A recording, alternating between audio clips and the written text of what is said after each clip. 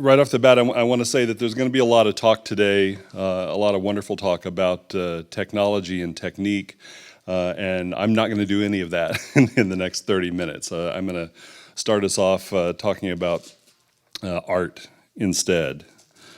When we think of great film sound sequences, what we tend to think about is the sounds and how great they are and how they were manipulated to be great,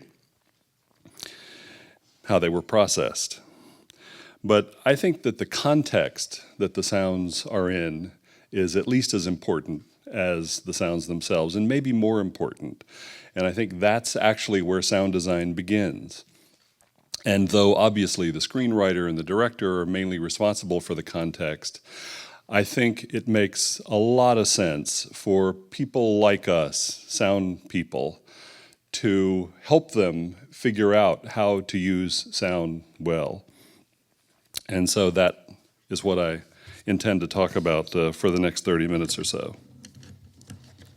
And we're going to play some clips that should be fun.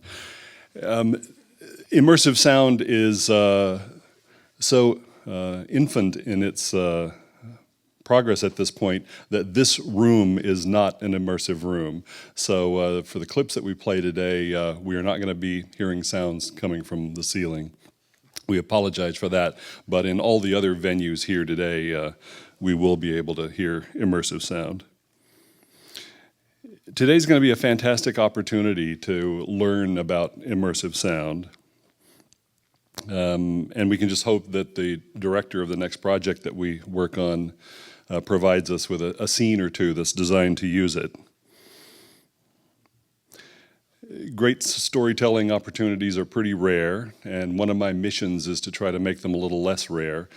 About 20 years ago, I wrote an article called Designing a Movie for Sound, and it was aimed at trying to figure out how people like us, sound people, can help screenwriters and directors figure out how to design scenes, how to set up scenes and sequences and movies in a way that actually involves sound in a profound way in the storytelling, as opposed to sound just being a decoration that's added at the last minute. And they need our help to figure that out. It's something that is not taught in film schools. Some directors, some screenwriters intuitively do it well. I would say not very many do. Sound is something that we're resistant to be analytical about. It's sort of put on a pedestal. It's either treated like dirt or put on a pedestal, one or the other, and there's very little middle ground there. When cinematographers and production designers read scripts, they often will make suggestions to the writer or the director about possible revisions in the script that will allow their craft to do a better job of storytelling. And I think we in sound need to be more bold about doing that sort of thing as well, because it's going to make for better movies. And it's also going to make the filmmakers take us more seriously as storytellers. I'm going to play some clips today that I think illustrate how screenwriters and cinematographers and editors and the director's coordination of all of those can open amazing doors for sound. In this clip from Gravity, the very first shot is POV. That shot gives sound the permission to be subjective. Everything we hear after that is this woman's mind.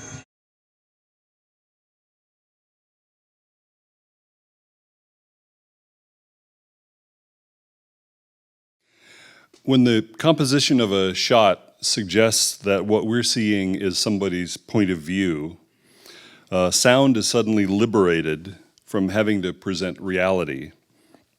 And it's free to express what it feels like to be in that place at that time.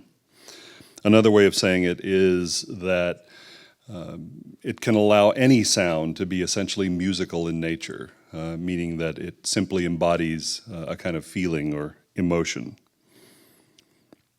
The Coen brothers are masters at designing scenes that allow sound to shine. Let's say we want to place a guy in a particularly odd hotel lobby. It would occur to only a handful of screenwriters to use a sound in that lobby to twist a slightly mysterious looking place into a very, very odd and very funny place indeed. Skip Leavesay worked on this film and Gravity. This is Barton Fink.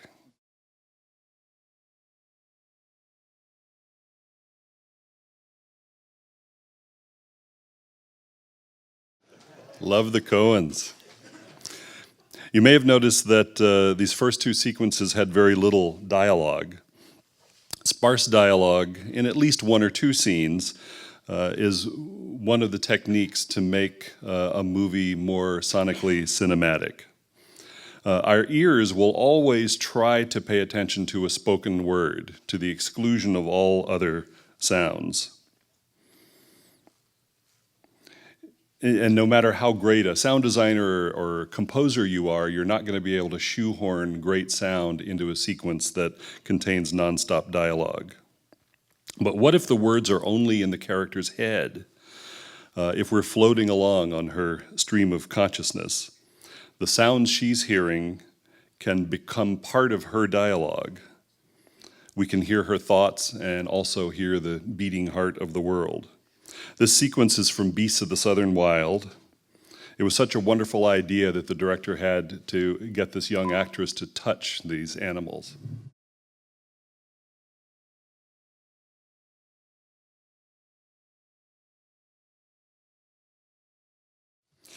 Another way to make sound shine is to starve the eye. The more visual ambiguity there is in the frame, the wider the door is open to sound. Our ears are the guardians of sleep, and our hearing is hypersensitive in the dark. Must be sensitive right now, in fact. As filmmakers, we can populate a dark space with sounds that will be all the more compelling because we in the audience are not sure where they're coming from. Smoke, fog, slow motion, shots that are out of focus on purpose can have a similar effect. A switch in the brain gets thrown that instructs the ears to get busy to try to figure out what's going on. A boy in a dark cave needs to use his ears pretty carefully.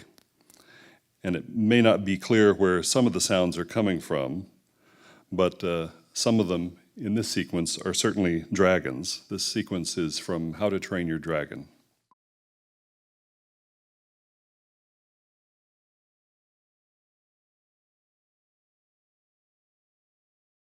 John Milius's original script for Apocalypse Now would have made a fantastic film, especially with lines like, I love the smell of napalm in the morning.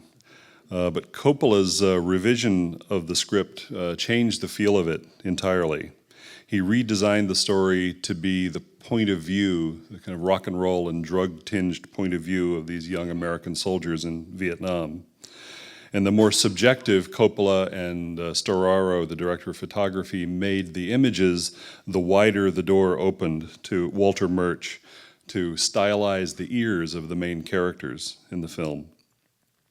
You know, obviously sound gives a film its voice, but in a sense, a film also has ears. You could argue that the sounds in this sequence don't go directly to the audience. They get channeled through Captain Willard. This opening scene from Apocalypse Now teaches us how to listen to the rest of the film.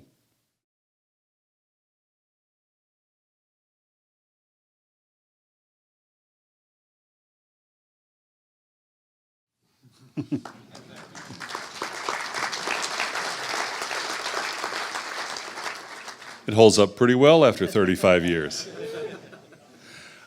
You may have heard the little fly buzzing in that window as Martin Sheen looks through the window. It took me a week to record that fly, so I always want to point that out. Thanks again to Mix Magazine and to our hosts at Sony for making this thing happen. Everybody have a great time today. Thank you.